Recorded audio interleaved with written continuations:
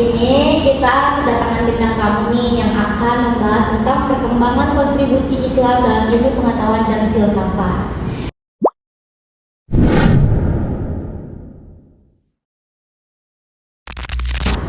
Di sini di sebelah saya namanya siapa ya? Halo guys, nama saya Fadil Utara. Sebelahnya? Hai guys, nama saya Yasmin Maisa Nabila. Nah, di sini aku akan bertanya kepada salah satu bintang tamu kita ini. Pertanyaan pertamanya aku mau tanya siapa ya? Sekalian dulu aja deh.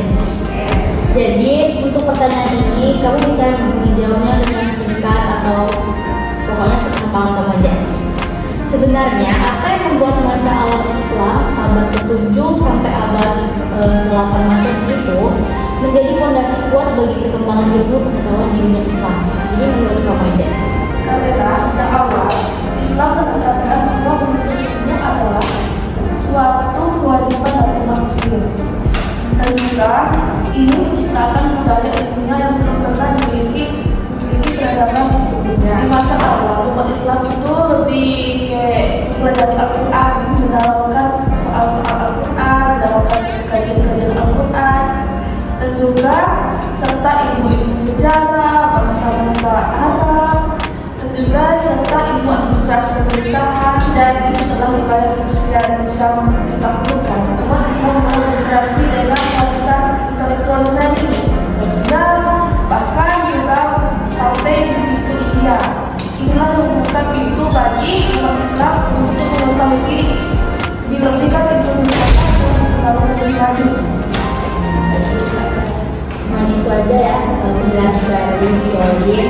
Jadi dengan pembahasan dan pengetahuan yang kita dapatkan dari Violin, kita jadi tahu bagaimana perkembangan ilmu pengetahuan, maksudnya ke agama Islam itu bagaimana, ada yang dari wilayah Persia, ada Yunani. Jadi kita tahu ya perkembangan dari abad ke-7 sampai 8 Masehi itu.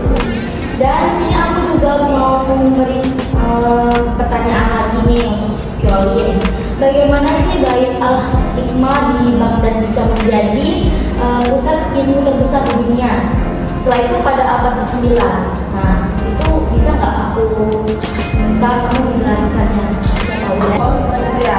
Kali itu lebih mendalami tentang Bait Al-Hikmah didirikan oleh Khalifah Al-Ma'mun.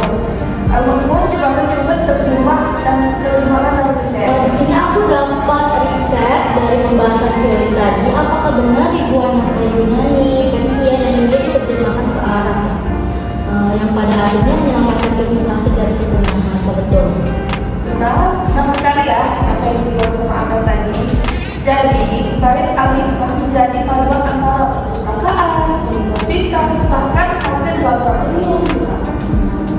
Jadi pembahasan tentang bagaimana Bait Al-Hakim di Baghdad bisa menjadi pusat ilmu terbesar di dunia udah dijelaskan dengan Violin ya.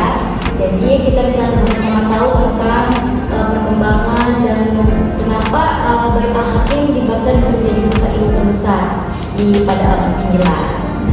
Dari yang aku tahu tentang riset ini dari pembahasan Violin, apakah benar ribuan naskah Yunani dari Persia, India diterjemahkan di Arab ya? Jadi yang pada akhirnya menyelamatkan ilmu masih dari kepunahan, betul kan? Betul sekali apa yang dibilang sama Akal tadi.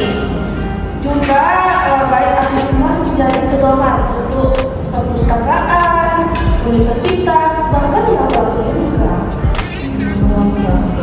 Dari pembahasan dari Violin, bagaimana Bait Al-Hikmah di Baghdad bisa menjadi pusat ilmu terbesar ya di dunia pada abad ke-9.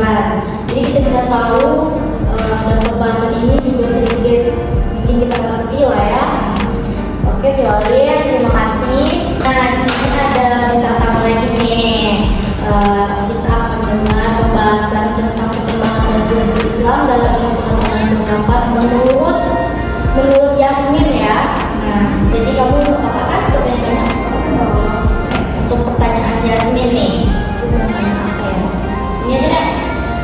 Mengapa Al-Khwarizmi, ya betul? Al-Khwarizmi dianggap sebagai bapak aljabar modern? Itu menurut kamu pendapatnya gimana?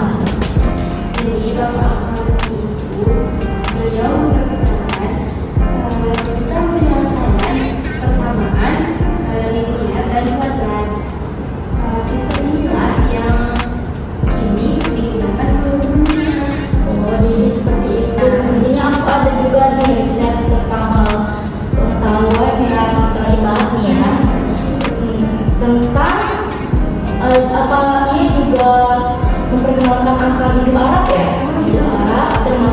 konsep nol yang membuat perhitungan matematika lebih efisien dan mudah.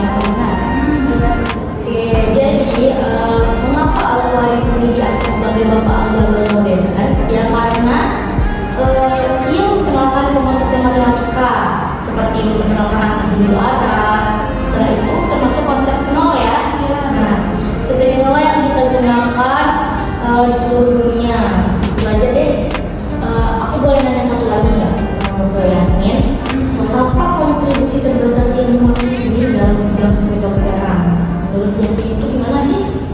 Nah, ada dua tokoh besar muncul di sini, yaitu Al-Razi dan Ibnu Sina. Al-Razi itu adalah dokter pertama yang membedakan cacar dan campak, dan Al-Razi itu penulis Al-Hawi, ensiklopedia medis terbesar pada zamannya. Nah, Ibnu Sina itu menulis Al-Funun fi Al-Tib, buku teks kedokteran yang dipakai di Universitas Eropa selama lebih dari 500 tahun. Oh, jadi itu ya. Ya udah deh, itu aja deh pembahasan yang mau tanya sama kamu, Yasmin. Kami mau nanya juga nih, Nak, kamu gimana sih pandangan kamu tentang pembahasan yang sudah kita bahas tadi? Oh, yang buat aku pikiran gitu ya. Ya, menurut aku sih semua itu luar biasa ya, dari tokoh terbesar, masuknya ilmu pengetahuan dari zaman ke zaman. Tapi yang buat aku tuh sangat-sangat kayak berpikir itu adalah kayak Al-Razi itu. Al-Razi adalah dokter pertama tadi ya, bukan membedakan kaca dan campak itu. Dia menulis Al-Hawi ensiklopedia media yang terbesar pada zamannya, itu luar biasa banget. Jadi aku sangat terpukau dengan pengetahuannya yang bisa membedakan cacat dan campak itu sih yang membuat aku sangat-sangat berbuah itu ya. Jadi semua pertanyaan sudah dijawab dan semoga di lain waktu kita bisa membahas tentang hal-hal lain yang lebih luar biasa dari ini ya. Jadi di sini